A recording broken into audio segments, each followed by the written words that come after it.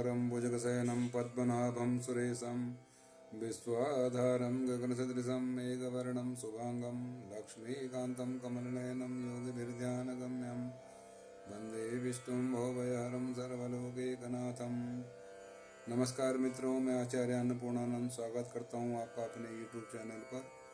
मित्रों, जैसा अभी वर्तमान में जो है कार्तिक मास चल रहा है, अभी हम आपको जो है कार्तिक मास महात्म्य की कथा सुनाने जा रहे हैं। आप जो है इस कथा को ध्यान से सुने।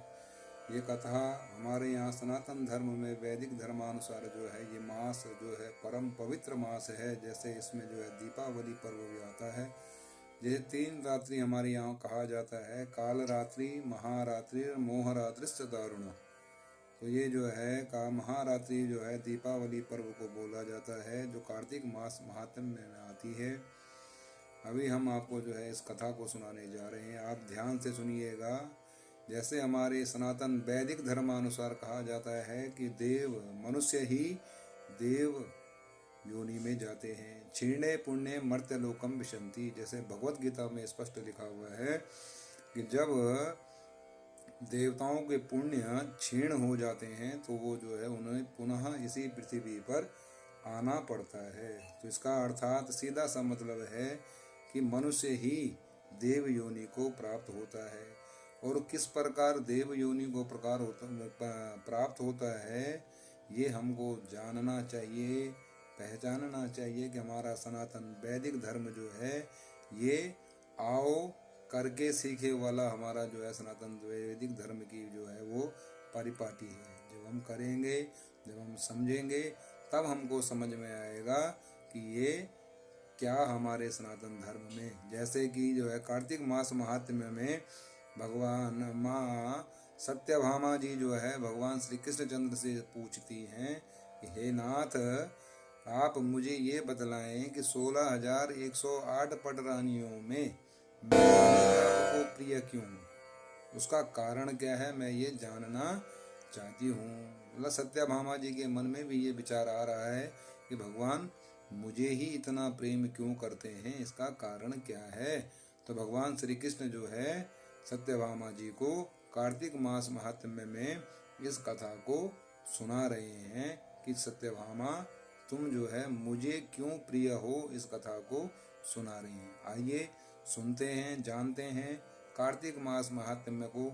और नित्य हम जो है कार्तिक मास को प्रतिदिन हम जो है इस कथा को सुनेंगे। आप भी अपने घर में जो है ऐसे तुलसी जी का वृक्ष अपने देवस्थान, अपने मंदिर में के सामने आप जो है रखें। सुबह जब पूजा करें तो अपने देवस्थान पर जो है लेकर के आ जाएं और पश्चात पूजा करने के पश्चात में पुनः फिर छत में रख दें, क्योंकि हवा जो है इनको चाहिए होती है वृक्षों को। तो कथा भी सुने और आनंद भी लें और अपने घर में भगवान नारायण का जो है स्मरण करते हुए कार्तिक मास को प्रातः काल में जो है हमको उठ जाना चाहिए।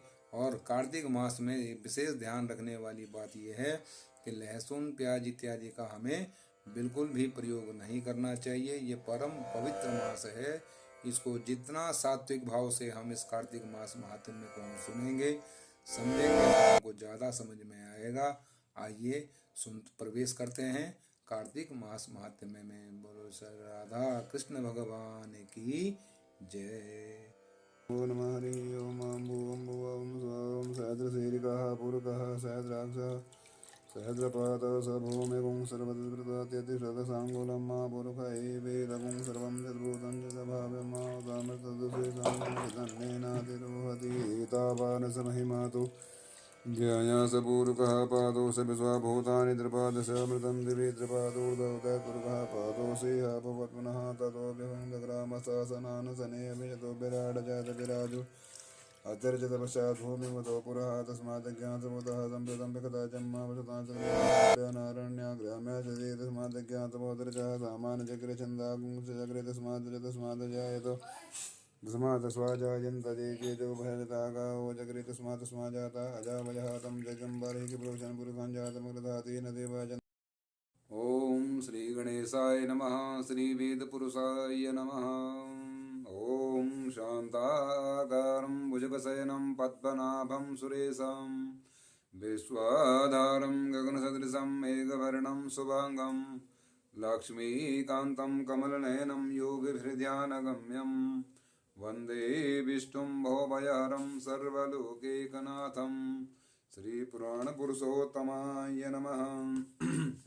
सूतुवाच श्रियापतिमथा मन्त्र्या गते देवर्षि सत्तमे हर्षोत्फुल्लानना सत्या वासुदेवं तदा ब्रवीत्। श्री सूत जी ने कहा, जब देवर्षि श्रेष्ठ नारद श्री कृष्णचंद्र जी से मंत्रणा करके चले गए, तब जो है प्रसन्न होकर के सत्यभामा ने अपने पति भगवान श्री कृष्णचंद्र जी से कहा, हे स्वामिन, सत्योवाचा धन्यास्मि कृत्यास्मि सफलम जीवितं मम मज्जन्मनि निदाने च धन्यो तौ पितरो मम। हे स्वामिन, मैं धन्य हूँ, मेरा जीवन सफल और जीवन धन्य है, मेरा जीवन धन्य है। मैं अपने को कृत्य समझती हूँ, मेरे जन्मदाता वे माता पिता भी धन्य हैं। यो माम त्रैलोक्य सुभगाम जनयामास ध्रुवम षोडस्त्री सहस्राणाम वल्लभाहम यतस्तव। हे भगवान, मैं जो है अपने आप को कृत्य मानती हूँ, क्योंकि जिन माता पिता ने निसंदेह त्रैलोक्य सुंदरी मुझ सत्यभामा को जन्म दिया है, इस सुंदरता का ही प्रभाव है कि आपकी 16,000 स्त्रियों के रहते हुए भी मैं आपको विशेष प्रिय हूँ। केवल इसी के लिए मैंने कल्प वृक्ष के साथ आदि पुरुष आपको विधि पूर्वक संकल्प कर नारद के लिए समय समर्पित कर दिया था। जब संसार के लोग कल्प वृक्ष का नाम तक नहीं जानते थे, वही कल्प वृक्ष उस समय मेरे आंगन में लगा हुआ है, उस समय से मेरे आंगन में लगा हुआ है। हे मधुसूदन, तीनों लोके के स्वामी भगवान लक्ष्मीपति की मैं अतिशय प्रियतमा हूँ, इसलिए मैं आपसे कुछ पूछने की इच्छा रखती हूँ। यदि आप मेरा प्रिय करना चाहते हो तो मेरे प्रश्न का उत्तर विस्तार पूर्वक मुझसे कहिए, जिसे सुनकर मैं अपना कल्याण कर सकूं। मुझे वह बताइए जिससे कल्प पर्यंत भी मेरा आपका वियोग कदापि न हो। सूत जी ने कहा, इस प्रकार अपनी प्रियतमा सत्यभामा की बातें सुनकर के भगवान श्री कृष्णचंद्र जी मंद मंद मुस्कुरा दिए और सोचने लगे कि सत्यभामा जो है कि सत्यभामा के मन में जो ये प्रश्न चल रहे हैं कि सत्यभामा ही मुझे क्यों प्राप्त हुई है, और विशेष कर मुझे सत्यभामा ही अपनी 16,108 पटरानियों में सत्यभामा ही मुझे प्रिय है। सत्यभामा के इस प्रकार पूछने पर जो है भगवान जी कहने लगे, भगवान जी ने जो है भगवान सत्यभामा का जो है बड़ा प्रसन्न पूर्वक जो है सत्यभामा को अपने पास बिठाया और बोलने लगे। इति प्रिय वच श्रुत्वा स्मरेयास्तु बलानुज सत्याकरं करे धृत्वा गमलतरोत्तलम् निषिध्यानुचरम लोकम विलासा प्रियान्वित। भगवान जी इस प्रकार कहने लगे, पर सत्यभामा को अपने पास बिठा करके भगवान जी कहने लगे। सत्यभामा ने इस प्रकार अनुराग से पुलकित हो गई और सत्यभामा को प्रसन्न देख कर गदगद हो गए। भगवान ने कहा, हे देवी, वास्तव में इन 16,000 नारियों के रहते हुए भी तुम मुझे प्राण के तुल्य प्रिय हो। तुम्हारे लिए तुम्हारी कल्प वृक्ष वाली जिद रखने के लिए देवताओं के साथ देवराज इंद्र से भी लड़ गया था। हे प्यारी, जो तुम पूछना चाहती हो वह बड़ी ही अद्भुत बात है। तुम्हें मैं जो किसी को न देने वाली बहुमूल्य वस्तु को भी दे देता हूँ, न करने वाले काम भी कर देता हूँ, छिपाने वाली बात भी कह देता हूँ तुमसे। फिर मुझसे पूछने की आवश्यकता ही क्या थी? तुम्हारे मन में जो प्रश्न हो पूछो, मैं कहूँगा। सत्यभामा ने कहा, दानम व्रतम तपो वापि किम तु पूर्वं कृतं मया। तो सत्यभामा कहने लगी, हे नाथ, मुझे पूर्व जन्म में मैंने कौन सा दान और व्रत तपस्या की थी, जिसके प्रभाव से मैं संसार में पैदा होकर भी संसार की बाधाओं से मुक्त हूँ और आपकी अर्धांगिनी हूँ। सर्वदा गरुड़ पर सवारी करती हूँ, आपके साथ इंद्रादिक देवताओं के यहाँ आपके आने जाने पर आपके साथ मैं भी जाती हूँ। यही मैं पूछती हूँ कि मैंने उस जन्म में कौन सा शुभ कर्म किया है। पूर्व जन्म में मैं कौन थी, मेरा कैसा स्वभाव था और किसकी पुत्री थी। श्री कृष्णचंद्र जी ने कहा, हे प्रिय, तुम सावधान होकर के सुनो। मैं अब तुमको जो है तुम्हारे पूर्व जन्म की कथा को बताता हूँ। शृण्वे कमना कांते कथाम तम पूर्व जन्मनि पुण्यम व्रतम कृतवती तत्सर्वं कथयामि ते। आसीत् कृतयुगस्यान्ते मायापुर्यां द्विजोत्तमम् आत्रेयो देव सर्मेदि वेद वेदांग पर्वग।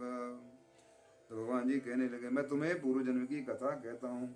उस जन्म में तुमने जिस पवित्र व्रत को किया था सो मैं बतलाता हूँ। जब सतयुग का अंत हो रहा था, उस समय मायापुरी में एक अत्रि गोत्र वाला देव शर्मा नामक ब्राह्मण निवास करता था। वह समस्त देवों की पूजा करता था और वेदों का पारंगत था। नित्य जो है अग्नि शुश्रूषा सौर व्रत परायण, और अपनी जो है अतिथियों का नित्य पूजन करता था, अग्निहोत्र करता था और भगवान सूर्य नारायण की उपासना गायत्री मंत्र के द्वारा नित्य किया करता था। सर्वदा सूर्य देव की उपासना करने के कारण वह इस लोक में दूसरे सूर्य की भांति दीप्यमान हो था। उसको वृद्धावस्था में गुणवती नाम की एक कन्या उत्पन्न हुई। गुणवती नाम था उसका, और देव शर्मा को उस पुत्री के अतिरिक्त कोई संतान ही नहीं थी और उसके कोई संतान नहीं थी। उसने अपने पुत्री का विवाह अपने एक शिष्य चंद्र के, जिसका नाम चंद्र था, उसके साथ कर दिया। पुत्र विहीन देव शर्मा अपने शिष्य चंद्र को अपने पुत्र के समान मानते थे और जितेंद्रिय चंद्र भी देव शर्मा को अपने पिता के सदृश समझता था। एक दिन वो चंद्र और देव शर्मा जो है दोनों कुश और समिदाल लाने के लिए वन में गए और इधर उधर घूमते घूमते हिमालय के समीप एक उपवन में जा पहुंचे। तब तक उन्होंने एक विकराल राक्षस को अपनी ओर आते हुए देखा। उसे देखकर वे दोनों भय से व्याकुल हो गए। शरीर के अंग शिथिल गए और डर के मारे उनके शरीर में कंपन होने लगी। साक्षात यम का स्वरूप वह राक्षस ने उन दोनों को मार डाला और हमारे गणों ने उस क्षेत्र के प्रभाव और उन दोनों के धार्मिक स्वभाव के कारण उन दोनों को वैकुंठ धाम में पहुंचा दिया। जीवन भर उन दोनों ने जो सूर्य भगवान की आराधना की थी, उसी से मैं उन पर बहुत प्रसन्न था। हे प्रिय, शैव गण और सूर्योपासक, गणेश के पूजक और वैष्णव के शक्ति पूजक जैसे वर्षा का पानी समुद्र में गिरता है, उसी भांति ये सब अंत में मेरे ही समीप आते हैं। अकेला मैं ही नाम और क्रिया के भेद से 5 रूपों में विभक्त हुआ हूँ, जिनको हम क्या कहते हैं, पंचदेव पूजा भी हमको उनको कहते हैं। जैसे किसी का नाम देवदत्त है, वही देवदत्त किसी का बाप है और किसी का पुत्र है, किसी का भाई और किसी का भतीजा है, इसलिए लेकिन वास्तव में वह एक देवदत्त ही है। ऐसे ही जो है अलग अलग प्रकार से मैं ही सूर्य और शिव और शक्ति के रूप में मैं ही और गणपति के रूप में मैं ही पूज्य होता हूँ। सूर्य के समान तेजस्वी वे दोनों मेरे बैकुंठ में आकर के रहने लगे और विमान पर यात्रा करते थे। उनका मेरे समान रूप था, वे मेरे ही समीप रहते थे और उनके शरीर में दिव्य चंदन लगा रहता था। बोलो श्री सत्यनारायण भगवान की जय। श्रीमन्नारायण नारायण नारायण भज मन नारायण नारायण नारायण। बोलो श्री पुराण पुरुषोत्तम भगवान की